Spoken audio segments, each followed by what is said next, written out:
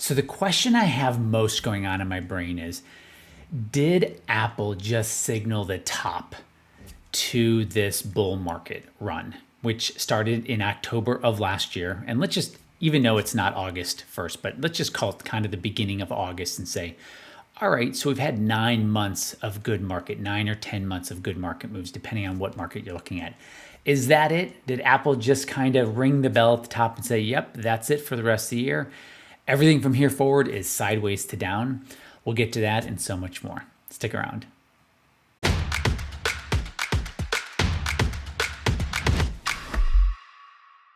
Hey everybody, this is RC Peck with Fearless Wealth, and this is my weekly video where I kind of pull the market apart, show what I'm looking at. Now, as I've said for the last 3 weeks, this is now the 4th week of me saying this, these market review videos are going away, and I'll do them for 2 more weeks after this.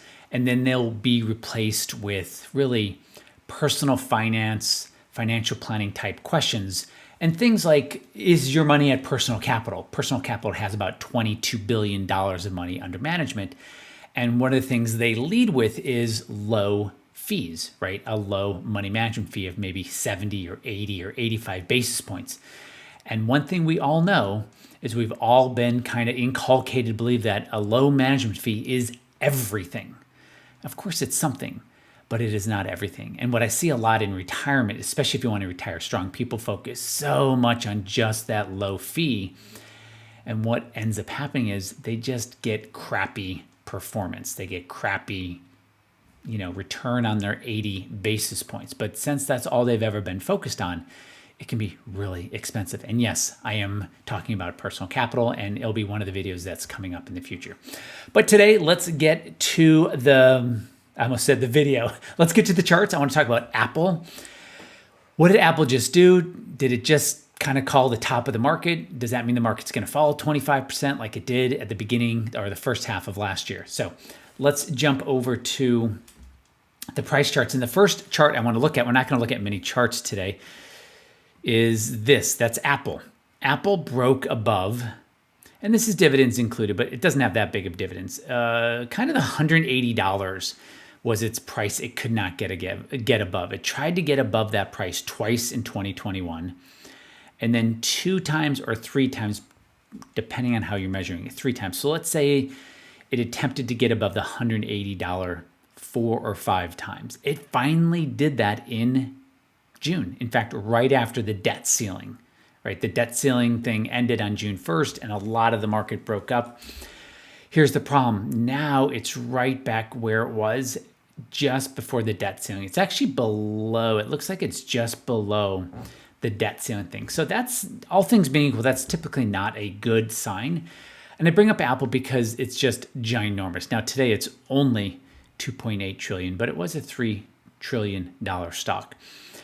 And if you own the S&P or the Qs or almost any index on the planet, it's going to include this stock. So what this stock does impacts everyone. And it really looks like it's showing for sure a near-term top.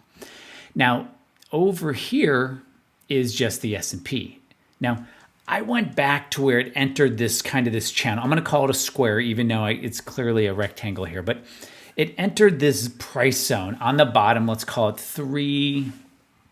Yes, I'm going to put my glasses on. Let's call it 360 on the bottom for SPY, the ETF SPY. This is dividends reinvested too. On the bottom it's 360, and on the top it's 460. All right, so you have this channel, bottom 360, top 460. It entered into that channel at the end of 2020, and it's still in it today. In fact, it just hit that 460 price top, and now the market is falling. So the question is, are we having like the 2000s all over again, where the market's just going to go sideways for a decade? And if so, what does that mean? What should you be in?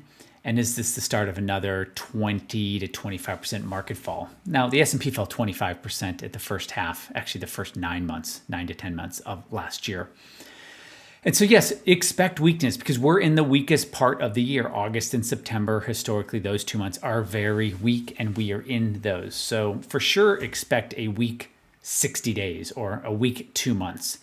And I think we could probably see a 5 or 10% correction. But as of right now, I don't think it's the end of this move. Yes, there's overhead resistance or overhead supply. As of right now, I think we move through it. But yes, there are headwinds. So 2 more charts here. This is bullish percentage on the S&P. So basically, this just is showing us what percentage of the stocks in the S&P 500 are in a bullish momentum direction, meaning they're trending higher. And the yellow zone at the top of this chart just is 70% to 85, but it almost never gets 85. It does, but it's rare. The thing is, once it hits 70% of stocks in the S&P are bullish, once it breaks out of that and below the 70%, and that's the 5 vertical lines I put in, the market has weakness, whether the market is trending up or the market is trending down. It shows weakness over the next 2 months. It can be a fall of 5%. It could be a fall of 10%, right? So if the market's trending higher, which it is now, you could see a 5 to 10% correction. And so add on to that the top of the range with the S&P, Apple breaking down, and now this bullish percentage index on the S&P breaking below 70. And then lastly, just want to show you this is an advanced decline line. Right? How many shares are advancing minus how many are declining on the New York Stock Exchange. And just looking at the common shares, just looking at stocks, because there's bonds that trade on the New York Stock Exchange. There's ETFs that are bonds. Just looking at stocks on the New York Stock Exchange. But what I did was, I took the advanced decline number for the New York Stock Exchange and I divided it by the S&P. So if you look at the screen, if the black line is falling, that means the market is very healthy. If the black line is going up or rising, then we're going to have weakness. And we had weakness in the first 10 months of last year. And I show it there between the 2 blue lines. And then it started falling. And again, as the black line falls, that means the market is strong. And so we're seeing this again where there's this inflection point where we were at the end of last year, and we're at that inflection point here. And if this black line moves higher, that means more weakness in the market. So there's a bunch of things I'm watching. And there's a reason I'm bringing this up. A lot of times when people want to retire strong, they've been through 2 or 3 what I call big box advisors. And they were just like, look, I can just do this on my own. One of the things that happens is they put too much attention on their portfolio. And the reason they do is because their active income has stopped. Typically people, at least in the US, their active income stops somewhere between 60 to 65. Then they need income either from their pensions and or the money they've put away in the markets, right? Because their active income has gone away, they actually become worse at making, investment decisions because they don't have the backdrop of, hey, I can still work for another couple years. Like that went away. And so I bring this up now is because the S&P is at the top of that range like I showed before. And this could make people skittish. Again, the market falling 5 or 10% in a bull market is not a big deal. But what you don't want to do to retire strong is to be trading the market on the way up and trading it on the way down. That's kind of a disaster.